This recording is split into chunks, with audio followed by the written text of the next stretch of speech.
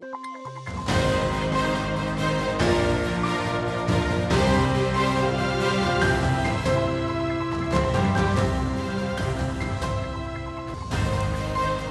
Monsieur, bonsoir. Politique dans Question d'actu ce soir. L'actu, c'est le bilan législatif de la session parlementaire d'automne. Moyen, voire faible, selon les députés de l'opposition. Ceux de la majorité saluent au contraire leur réalisation, notamment l'adoption de lois et les débats à caractère social. Et en parlant d'adoption de lois, en chiffres, 38 projets de loi et 4 propositions de loi ont été adoptés lors de cette session. Et au-delà des chiffres, il faudra aussi s'arrêter sur quelques événements qui auront marqué cette législature. D'abord, le remaniement ministériel d'octobre. Quelles conséquences ce dernier a pu avoir sur l'activité législative? Aussi, cette session a connu certains événements à observer de près. D'abord, l'absentéisme lors des votes de lois fondamentales, telles que celles sur le droit de grève, retrait de votes de parlementaires ou encore le renvoi d'une parlementaire devant la commission d'éthique du Parlement. Quelle lecture faire de ces événements à la veille d'une période délicate, à savoir la campagne préélectorale en prévision du scrutin 2026? Et sur la confiance, quelles conclusions tirer en tenant compte de la dernière étude de la Banque mondiale qui affirme que la confiance placée par les citoyens marocains dans les institutions chargées de garantir l'ordre public se révèle sensiblement plus élevée que celle accordée aux institutions judiciaires, exécutives et législatives. C'est notre sujet ce soir. Sentiment de défiance exacerbé chez les jeunes. Selon l'initiative Tarek Ibn Ziyad, 20% seulement des inscrits aux listes électorales sont des jeunes, alors que l'âge médian de la population marocaine est de 28 ans. Nous questionnerons donc à l'occasion la participation des jeunes dans la vie politique de leur pays et comment surtout les réconcilier avec l'exercice. Reste la question centrale, quid de celles et ceux qui l'exercent alors? Pour répondre à ces questions, j'ai le plaisir d'ailleurs de recevoir le président du réseau Tizi de l'initiative Tarek Ibn Ziyad, Absamad Al-Hiyan. Bonsoir et bienvenue à vous sur ce plateau. Bonsoir Madame Khadija et merci pour l'invitation. Marhaba. Et nous avons également avec nous le politologue et professeur de droit constitutionnel, professeur Mostafa Sahimi. Bonsoir. Bonsoir. Première question, professeur Sahimi. Donc le discours royal qui a marqué l'ouverture de cette session parlementaire a porté principalement sur la question du Sahara et de l'action parlementaire dans la diplomatie marocaine. Bilan de cette action-là, avec vous d'abord pour commencer. Est-ce que nous avons une diplomatie parlementaire qui est au niveau des exigences de la situation? Une réponse pour le moins nuancée s'impose à l'évidence. Pourquoi? C'est tellement vrai que le souverain, vous l'avez dit, a jugé utile de consacrer plus de la moitié de son discours, vous le savez, en octobre dernier, à la nécessité d'une mobilisation de diplomatie parlementaire. Il y a une diplomatie officielle qui est mise en œuvre par l'État, avec le département du ministère des Affaires étrangères, sous la haute supervision, évidemment, de Sa Majesté le Roi, c'est connu. Il y a à côté de ça d'autres périmètres complémentaires qui doivent être activés. Et dans ces périmètres complémentaires, évidemment, une place particulière doit être réservée au Parlement. Alors, j'ai essayé de pointer un peu les activités diplomatiques de ce Parlement depuis octobre. Alors, qu'est-ce qu'il y a eu? Il y a eu une participation de délégations parlementaires à l'Assemblée générale du Parlement d'Amérique latine et Caraïbes. Il y a eu également une activité parlementaire mixte, si je puis dire, avec l'organisation au sein du Parlement, ce qu'ils ont appelé le Congrès du futur, avec des institutions nationales et des institutions internationales. Il y a un groupe thématique. Et un groupe thématique, il y en a 4 ou 5, on va y revenir, au sein de la Chambre des représentants ou également de la Chambre des conseillers, qui a pour thème les affaires africaines. Il y a eu aussi les participations traditionnelles de nos parlementaires à un certain nombre de réunions d'instances internationales, notamment le Parlement africain, le Parlement arabe, l'Association des parlementaires nationaux et d'autres visites, etc. Mais tout ça, évidemment, c'est bien modeste. Alors, pourquoi ça fonctionne comme ça? Ça fonctionne comme ça, donc avec le constat, il faut le dire, de l'insuffisance de la diplomatie parlementaire. Je vais vous donner un Donc exemple. c'est un bilan mitigé. Juste pour, en un mot, est-ce que vous trouvez que le bilan de la diplomatie parlementaire, depuis le discours de Sa Majesté le 16 octobre dernier, comment il a été? Il est insuffisant. Insuffisant. Il est insuffisant, il n'y a pas cette mobilisation. Et je vais vous donner un exemple qui illustre bien ce que je dis. Qu'est-ce qu'on a fait pour réactiver le groupe d'amitié Maroc-Union parlementaire? Union européenne. Union européenne, on a eu des problèmes avec ce groupe auparavant. Maintenant, il y a un nouveau Parlement européen, vous le savez. Et il est temps maintenant, quand même, on est en février, il est temps de renouer les liens, de réactiver ce groupe parlementaire, qui est un groupe parlementaire important, qui a déjà pris d'ailleurs une décision intéressante, c'est de décider, mais ça c'est l'ensemble des groupes parlementaires européens, qui ont décidé quoi? Ils ont décidé de dissoudre le groupe informel rattaché à ce qu'ils appellent le Sahara occidental. Ouais. Donc il y a quelque chose en face du fait des mutations, des politiques étrangères, un certain nombre de pays. Il y a une ouverture, en tout cas. Il y a une ouverture, et donc on n'a pas profité de cette ouverture-là. Dernier élément d'insuffisance, savez-vous combien il y a de groupes d'amitié parlementaires Maroc-étrangers? Il y en a plus de 80 groupes d'amitié. Eh bien, il y en a combien qui travaillent? Il y en a 2, 3, 4 qui travaillent, le reste. Est-ce qu'on a un groupe d'amitié avec la Malaisie, avec l'Inde, avec d'autres pays africains qui nous intéressent? Ce n'est pas le cas.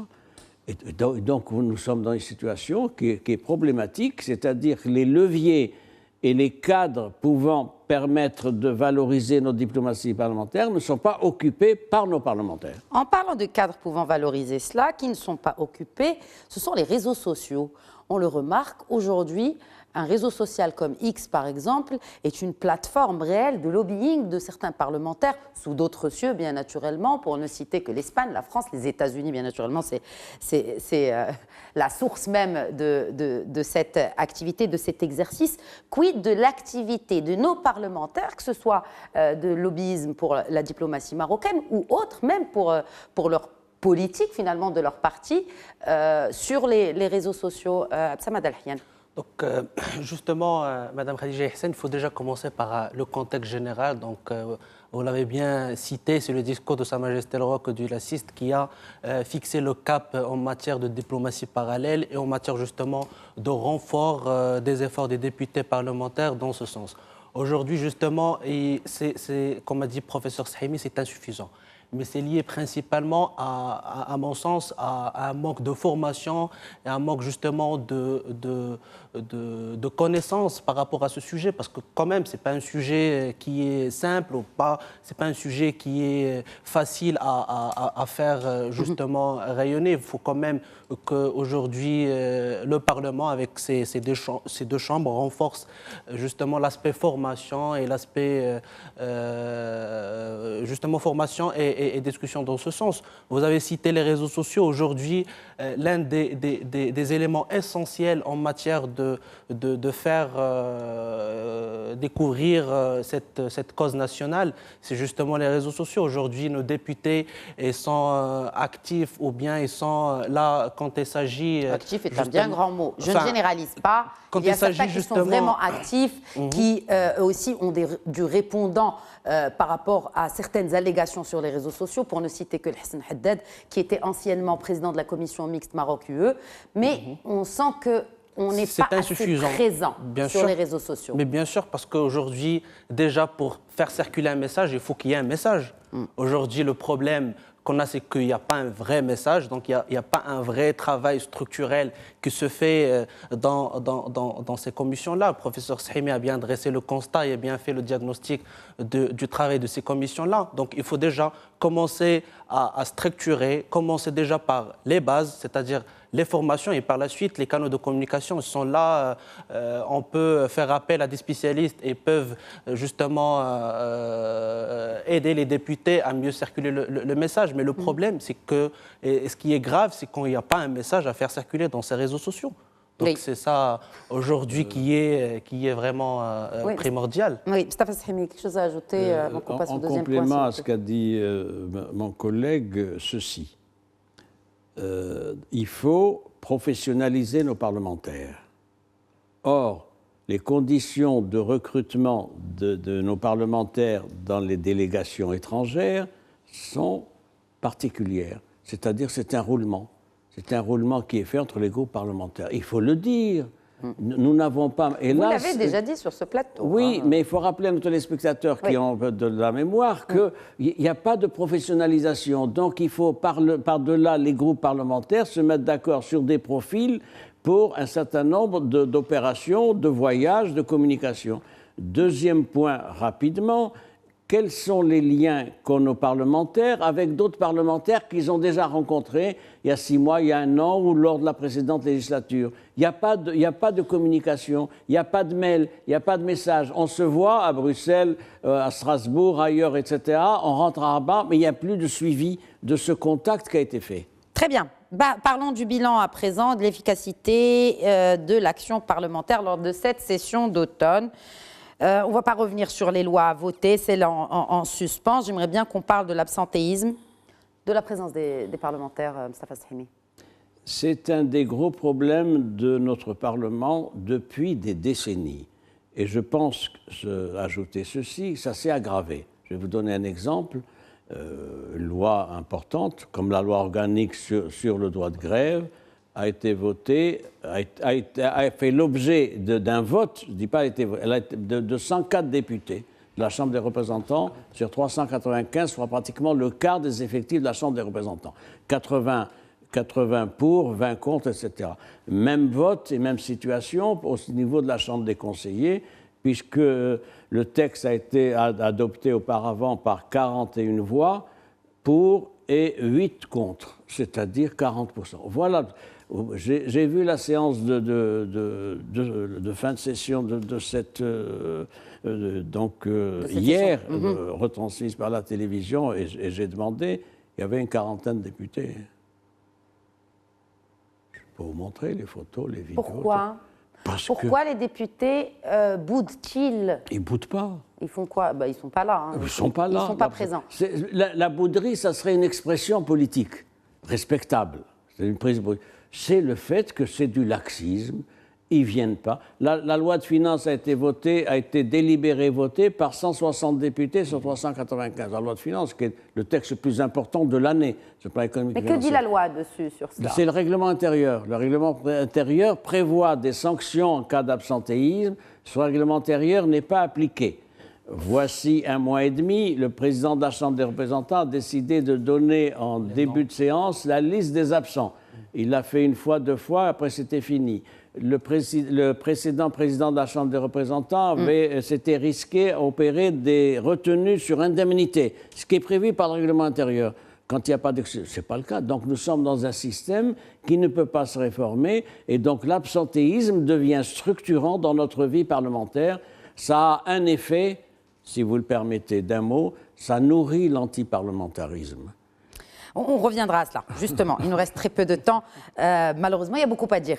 Mais selon vous, que faut-il retenir de cette session du Parlement d'automne, Abdessamad El-Hiane, en termes de loi, bien sûr, loi de finances, il y a eu aussi cette loi très contestée du droit de grève, et surtout sur le retrait de vote des parlementaires. Certains parlementaires ne se sont pas abstenus, mais ils se sont retirés au moment du vote. Ils n'étaient pas absents, mais ils se sont retirés. Donc ça, c'est un nouveau phénomène aussi qui vient s'ajouter à celui de l'absentéisme. Justement, c'est un gros problème aujourd'hui qui questionne justement la confiance des jeunes, certainement en institutions. Ça nourrit, ça renforce ce désintéressement de la part des jeunes, et c'est très malheureux, parce qu'aujourd'hui, si un député est là, c'est pour représenter la nation. C'est des représentants de la nation. Ce n'est pas des représentants du peuple, ni de leur parti politique, mais c'est de la nation. C'est Nouab el-Oumma. Et donc, c'est un sujet aujourd'hui qui devient de plus en plus alarmant, que ce soit pour l'image du Maroc d'un pays en voie de démocratie, mais aussi l'image aussi qu'on donne à des jeunes et qu'on souhaite à ce qu'ils soient impliqués dans l'exercice démocratique. Comment ils voient les jeunes, justement ? Il y a une défiance. Aujourd'hui, est-ce que vous pensez que cette défiance, selon l'étude que vous avez menée au sein du réseau TISI... c'est dû à l'absentéisme. C'est dû à l'absentéisme, mais pas que. Justement, c'est vraiment l'une des causes aujourd'hui principales qui poussent les jeunes à se désintéresser, parce qu'ils disent, moi je vote sur ce député et par la suite, au moment du vote, au moment là où j'ai besoin de ma voix, donc ce député, soit il est là absent avec excuse ou sans excuse, par la suite, il n'est pas là. Donc au moment de l'examen, le député n'est pas là. Donc à qui on doit rendre compte par la suite? Alors que ce député-là, il est là pour renforcer justement cette médiocratie dans le champ politique qu'on doit en tout cas, dont on doit faire face tous ensemble, que ce soit société civile, institutions publiques. Quelle est la place de la société civile? On a vu que dans le nouveau modèle de développement, on n'en parle pas d'ailleurs. Hein. Bien sûr. On n'en parle plus. On ne parle plus des recommandations du nouveau modèle de développement. Plus personne n'en parle. Sauf dans les préambules des lois et sauf dans les discours politiques pour faire référence au nouveau modèle de développement, mais ni l'approche d'ailleurs, ni le slogan, libérer les énergies, ni même les principaux recommandations. Les principales recommandations, c'est justement la société civile. Où est la société civile aujourd'hui dans l'action politique? Pour moi, elle est marginalisée dans justement la co-construction des politiques publiques, même dans l'évaluation des politiques publiques, à une absence totale. Vous avez cité tout à l'heure notre étude. Donc, on l'a fait sur la base des rapports internationaux, mais aussi de nos propres moyens, vu qu'on est une association très proche des jeunes. On est tout le temps avec eux dans des sessions de débat, et du coup, sur la base de ces débats-là, qu'on a pu... Vous pensez qu'ils vont voter en masse en 2026, les jeunes? Pas comme en 2021. Sur la base... Ça, c'est sûr, pas comme en 2021, parce que le contexte est totalement différent. Si on n'agit pas, on risque d'avoir le taux le plus bas dans l'histoire du Maroc de participation des jeunes. Même aujourd'hui, on est à 20% des jeunes inscrits. Oui. Rien ne... Ça ne veut pas dire qu'on aurait un taux de 100% de participation, c'est-à-dire de vote. Du coup, si on part sur les 20% qui fait 3,4 millions de jeunes, à peu près 50%, ça aussi, on est vraiment c'est pas le même registre. Donc c'est vraiment très compliqué. C'est pas le même registre entre l'inscription, qui est un acte administratif, et le fait de voter, qui est un acte civique important. Civique et citoyen. Citoyen. Je voudrais ajouter deux mots. Deux mots, et puis et aussi sur la mission du Parlement de contrôle de l'action gouvernementale. Eh bien, j'en ai enchaîné sur ça. Eh bien, tant mieux, on est alignés, encore une fois. Quelles sont les fonctions du Parlement? Il faut le rappeler, c'est de voter la loi, pouvoir législatif. 2, c'est de contrôler l'action du gouvernement. 3, c'est d'évaluer les politiques publiques. Alors, voyons un peu les détails. Pour l'accomplissement de ces missions, le Parlement dispose d'un certain nombre de leviers constitutionnels. Ils sont dans la Constitution. Lesquels? Les questions au gouvernement, questions écrites et orales. Le gouvernement ne répond qu'à 50% des questions qui lui sont posées par les parlementaires. Première difficulté. Deuxième point, les questions d'actualité. Les questions d'actualité, il répond, c'est prévu par la Constitution. Il dispose également, le Parlement dispose de moyens d'investigation qui sont de divers ordres. D'abord, au niveau de la Commission des finances. Oui. La Commission des finances est compétente pour intervenir sur tous les dossiers, toutes les réformes, parce que ça a une incidence financière. Deuxième levier, des missions d'information exploratoire. Les parlementaires peuvent dire on va voir ce qui se passe dans tel secteur, ces missions d'enquête, d'écoute, etc. Troisième élément, des auditions. Ces auditions, elles sont faites, etc. Mais évidemment, elles sont faites, mais c'est en nombre suffisant. La possibilité pour les parlementaires de demander à auditionner des responsables d'administration, de services publics, d'entreprises publiques, dans le cadre donc d'un échange. J'ajoute les commissions d'enquête parlementaires. C'est plus lourd, plus important, prévu par l'article 67 de la Constitution. Il n'y a pas de commission parlementaire qui a été créée. Non, mais en même temps, je veux vous interpeller, parce que c'est assez particulier. On a quand même une majorité gouvernementale qui a une large majorité très confortable dans les deux chambres du Parlement, mais pas que, dans les régions aussi. Je vais reprendre ce que dit le secrétaire général de l'UMT, c'est une majorité numérique. Numérique. C'est la démocratie. Oui, mais c'est une majorité numérique. Oui, mais c'est la démocratie. Très bien dit, Samad Al-Khaïat. Elle n'a pas de capacité d'interpellation pour créer une commission d'enquête parce que le gouvernement s'y opposera, le chef du gouvernement aussi. Oui, est-ce que ça veut dire que c'est de l'auto-audit ou de l'autocritique qui ne se fait pas? C'est de la retenue. C'est de la retenue. De la retenue par rapport à quoi? La retenue parce que c'est une majorité formée de 3 partis. Il ne peut y avoir de commission d'enquête parlementaire que si les chefs des groupes parlementaires sont d'accord, les chefs des partis et plus loin encore le chef du gouvernement. Alors c'est ça le paradoxe, c'est que nous avons un texte constitutionnel intéressant qui est une grande avancée parce qu'il donne des leviers. Il donne des leviers au contrôle du gouvernement. C'est pas le cas. C'est pas le cas. Sa traduction sur le terrain. C'est pas le cas. Très bien. Un mot sur le rôle de l'opposition en tenant compte de cette majorité confortable qu'a aujourd'hui le gouvernement, ou en tout cas les représentations gouvernementales, à savoir les 3 partis du PAM, du RNI et de l'Istiqlal. Pas dans l'ordre. Aujourd'hui, quand on voit justement la composition aujourd'hui de l'opposition, c'est minoritaire en tout cas, c'est la logique de la démocratie, mais dans tous les cas, ils sont en train de faire quand même un effort remarquable dans ce sens, mais ce n'est pas suffisant. Et d'ailleurs, si par exemple on est en train d'analyser à peu près aujourd'hui les députés de l'opposition qui sont actifs. Donc on voit certainement les présidents des groupes, et des groupes, c'est-à-dire de l'USFP, PPS, et MP et PJD, et par la suite les 2 ou 3 députés qui n'ont pas un groupe parlementaire. Donc aujourd'hui, ce n'est pas question d'opposition, ce n'est pas question de nombre, mais aussi c'est une question de volonté politique.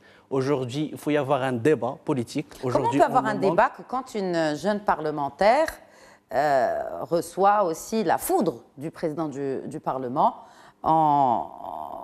Bon, ça peut arriver dans tous les parlements, mais en tout cas, elle a été orientée vers une commission d'éthique. Bon, c'est malheureux aujourd'hui, ça on peut le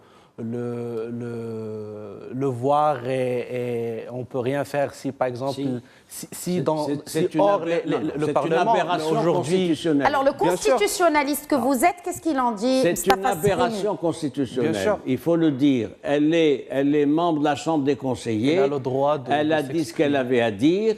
Je ne vois pas au nom de quoi le président de l'autre chambre, la Chambre des représentants, dit « nous allons vous faire passer devant une commission d'éthique ». C'est pas normal. On n'a jamais vu ça. Ça peut se voir ailleurs, mais en tout cas pas au Maroc. Non, mais il y a des textes. Elle est membre d'une chambre, au nom de quoi le président de l'autre chambre dit « nous allons vous faire passer devant une commission d'éthique ». Autre point pour finir qu'il faut relever, c'est très difficile, compte tenu de ce qui se passe, de réhabiliter la politique aux yeux du citoyen. Sure. Et vous avez parlé de l'opposition, il faut préciser d'un mot que c'est une opposition qui est divisée. On l'a vu par exemple, le groupe parlementaire du Mouvement populaire a soutenu le projet de loi organique.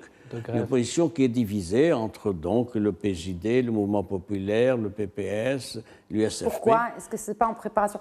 Est-ce que les partis politiques ne sont pas déjà en pré-campagne, Moustapha? Oui, bien sûr. Voilà. Nous sommes en pré-campagne. Pourquoi? Mais pas aussi violente que la dernière. Non, l'opposition rebondit ces temps-ci. Pourquoi? Parce que maintenant, nous sommes dans une pré-campagne. 2025, c'est la pré-campagne et ça a commencé, vous le savez bien.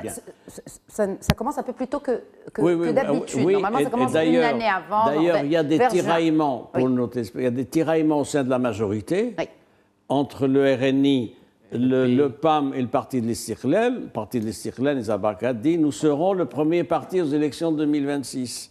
Le PAM, c'est la même chose, il compte bien avoir la primature. Le RNI est dans une situation difficile. Pourquoi? Parce qu'il est comptable maintenant d'un bilan. Et le fait... Est-ce que le chef du gouvernement convainc quand il fait ses grands oraux devant les parlementaires? Est-ce que d'abord il convainc les parlementaires? Est-ce qu'il convainc aussi les citoyens? Je vais vous répondre de manière différente. Mon interrogation est celle-ci. Est-ce que la parole publique, est-ce que la parole gouvernementale est audible et crédible? Auprès des citoyens déjà. Et des jeunes, est-ce qu'elle est audible auprès des jeunes? Donc ça, c'est un sujet justement qu'on a souligné lors de notre étude de réflexion. Aujourd'hui, malheureusement, les canaux de communication ne sont pas appropriés. Malheureusement, pourtant, ils sont très présents. On voit que ce Mais c'est gouvernement pas est très efficace. présent sur les réseaux sociaux. Mais c'est pas efficace. Et les capsules, et les selfies, etc. Mais c'est pas efficace. En tout cas, un bon budget est dédié à la communication sur les réseaux sociaux, Oui. notamment en faveur des jeunes. Mais Pour c'est quel pas efficace. impact Mais c'est Pour pas quel efficace. impact C'est pas efficace. Voilà. C'est pas du tout efficace parce que les jeunes, des fois, la monotonie des canaux de communication, c'est-à-dire quand on utilise tout le temps des selfies, des capsules vidéo, alors que la matinée, vous étiez au Parlement, c'est le meilleur, en tout cas, plateau pour s'exprimer. Oui. Donc ça, on voit une certaine industrialisation de l'exercice politique. Aujourd'hui, ça devient un process très industrialisé. Désolé pour le terme, mais justement, les jeunes aujourd'hui veulent du débat, un vrai débat qui questionne les enjeux, que ce soit des enjeux liés directement aux jeunes, mais aussi liés à nos concitoyens. Un mot. Le débat n'est pas porté par les partis politiques, il est ailleurs dans les réseaux sociaux où il y a une très grande politisation des citoyens. Par qui? Les réseaux sociaux. Oui, mais la politisation vers quoi? C'est-à-dire, contrairement à ce qu'on pourrait penser, qu'il n'y a pas de dépolitisation des citoyens. Il y a une repolitisation qui s'exprime non pas dans les canaux institutionnels habituels, partis politiques, tout ça. Oui, mais ça veut dire qu'ils doivent voter. voter s'il y a une politisation. Vous pensez oui, mais que ils décideront taux, de voter, on à verra. condition que l'offre partisane soit attractive. Justement, on revient au point Ça, initial. c'est la question de départ. C'est-à-dire qu'on ne peut pas faire de politique sans parti politique. Donc aujourd'hui, c'est le moment de réconcilier les jeunes avec l'exercice politique démocratique. C'est le seul exercice. Aujourd'hui, vous l'avez bien cité, Sessimi, les étudiants en médecine, ils ont fait des mois et des mois de grève avec un niveau très élevé de débat, avec un niveau de discussion très élevé. Ça ne veut pas dire que les jeunes ils sont désintéressés de l'exercice politique. Ils y croient, mais aujourd'hui, les jeunes veulent une nouvelle perspective, une nouvelle plateforme. Une offre partisane. Peut-être, oui, mobilisatrice et mais attractive. vraiment un vrai débat constructif autour des sujets, des problématiques qui touchent aujourd'hui les jeunes dans un contexte qui est devenu de plus en plus complexe et volatile. Et chaud. C'est un signe de bonne santé démocratique. Bien sûr. Exact. Encore faut-il qu'il y ait ce débat. Voilà. Merci beaucoup. Merci à Ce vous. débat de ce soir est terminé. Merci Mustafa Sahimi. Merci à vous aussi, Absam Adalfian Merci à vous. Merci. du réseau Tizi. Merci à vous de nous avoir suivis. C'est la fin de cet épisode. Très bonne soirée.